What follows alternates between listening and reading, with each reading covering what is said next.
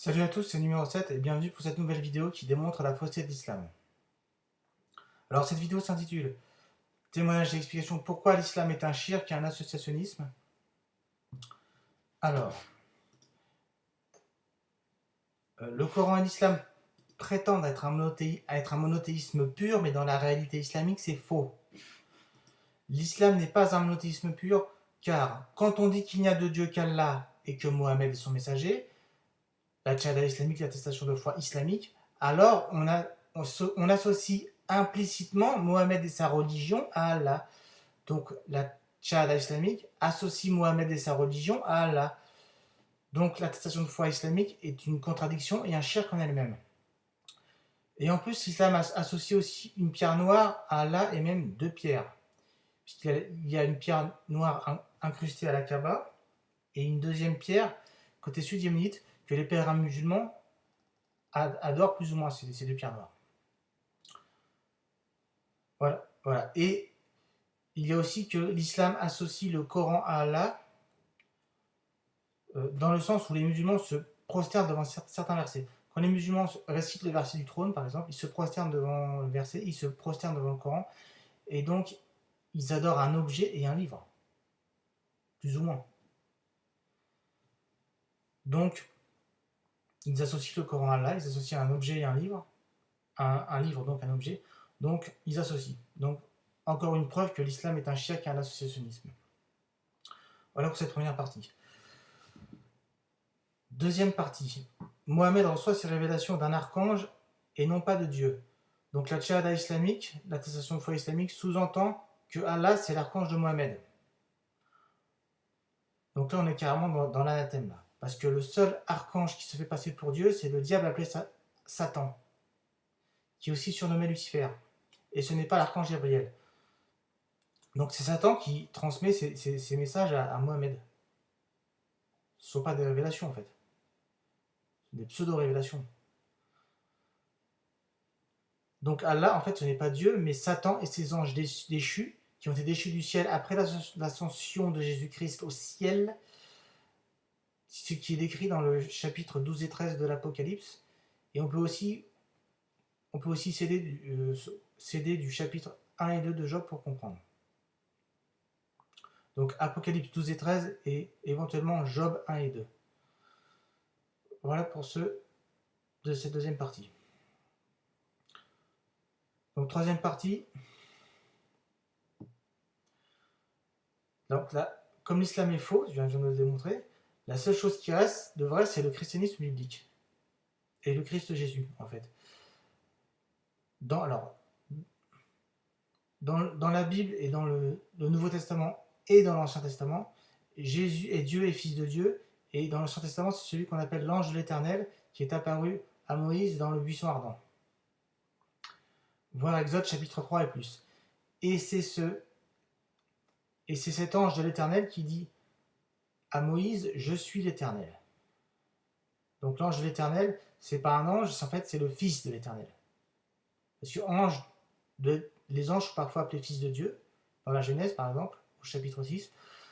Donc l'ange de l'Éternel, ça signifie littéralement, en fait, on peut traduire cela, le Fils de l'Éternel. Et le Fils de l'Éternel dit, je suis l'Éternel à Moïse dans le buisson ardent. Et c'est ce même ange de l'Éternel qui est apparu à Abraham dans la Genèse chapitre 22 et plus. Et c'est ce même ange de l'Éternel qui dit à Abraham, j'en jure par moi-même, parole de l'Éternel. Donc il dit qu'il est l'Éternel à Abraham. Donc l'ange de l'Éternel, le Fils de l'Éternel, c'est l'Éternel. C'est le Seigneur Jésus, qui n'était pas encore Christ à l'époque, car il ne s'était pas encore incarné. Mais il est le Seigneur Jésus, Fils de l'Éternel de toute éternité, dans l'Ancien Testament. L'ange de l'Éternel. Et c'est ce même ange de l'Éternel qui apparaît aussi à tous les prophètes dans l'Ancien Testament. C'est celui qui a, par exemple dans Ézéchiel, dans le livre d'Ézéchiel, c'est celui qui a l'aspect du feu et du bronze ardent. Et qui dit être l'Éternel aussi. Voilà.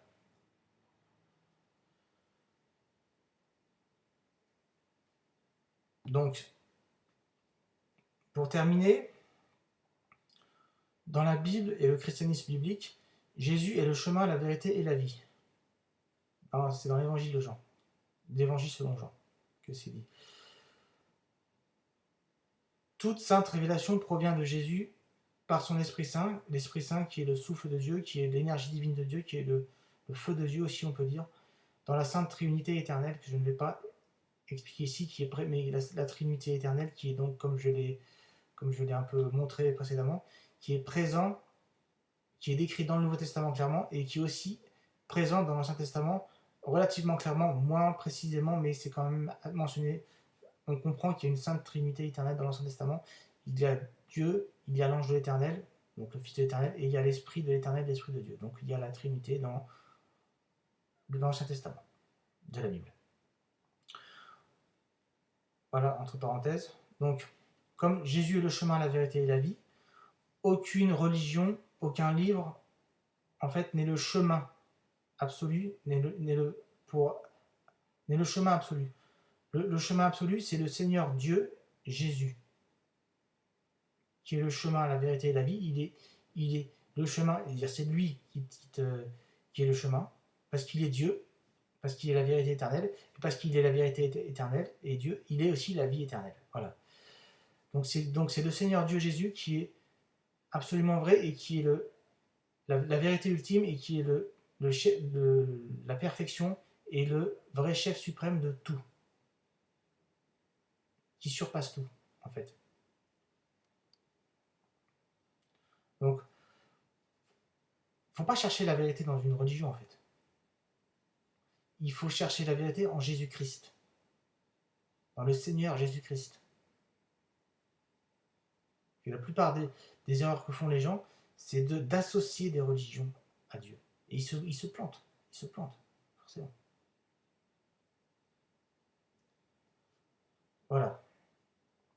Donc la seule attestation de foi valable, c'est de dire qu'il n'y a de Dieu que Jésus-Christ. Amen. Voilà, donc à la suite de cette vidéo, je vais ajouter ou publier une vidéo qui n'est pas ma vidéo, qui est une vidéo de la chaîne YouTube Galate, et qui expose tous les versets coraniques qui associent Mohamed à Allah. Et vous allez voir qu'il y en a beaucoup. Donc c'est pour appuyer ma vidéo, pour montrer que je dis pas de conneries, que je dis la vérité, que l'islam est shirk et associationnisme. Voilà. Donc je répète, le Seigneur Jésus est le chemin, la vérité et la vie, et il n'y a de Dieu que Jésus-Christ. Amen.